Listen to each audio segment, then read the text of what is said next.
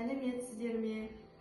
Біз Толағай ересек тобының тәрбиеленушісі Аманелда Айару Қуандыққызы және мен тәрбиеші Айтжанова Руслан Амантайқызы. Бүгін бізде зерттеу жұмысында жанартау деп тақырыбын алып тұрмыз. Зерттеу жұмысы бастамастан бұрын зертханадағы қауіпсіздік ережелерімен таныстырып кетейін сені, Айару. Зертханада қышқылдарды, сіліктерді, химиялық заттарды, бояуларды ауызбен дәмін көруге, иіскеп көруге, қолмен ұстауға болмайды. Ал енді зерттеу жұмысымызды бастамастан бұрын Айару керекті заттармен біздерді таныстыра қой. Бізге не қажет, Айару? Бірінші сосын бос ыдыс, бояу, ас содасы, лимон қышқылы және қасық қажет. Ал енді жұмысымызды бастау үшін ең бірінші неден бастаймыз, Айару? Ыдысымызға суды құямыз.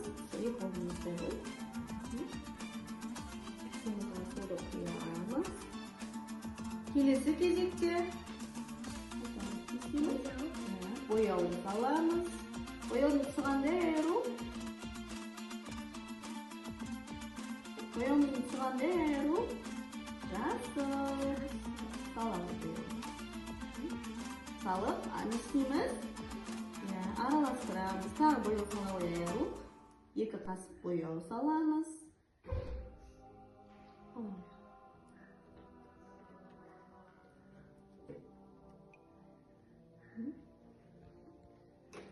Келесі кезекте ас содасын саламыз. 1 ас қасық ас содасын саламыз.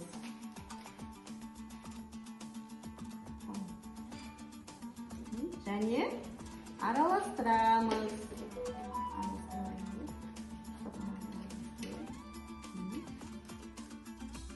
Енді келесі кезегімізде лимон қышқылына келеміз. Лимон қышқылын 2 ас қасық саламыз.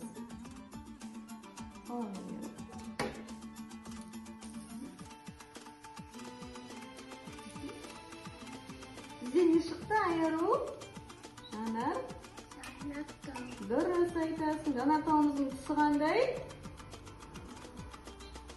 Ұстай ой. Тағы сала ой, Айару. Тағы бір саламыз жанартауымызды. Химиялық элементтермен жұмыс жасаған кезде қауіпсіздік ережесін сақтау қажет. Араластыра ой, Айару.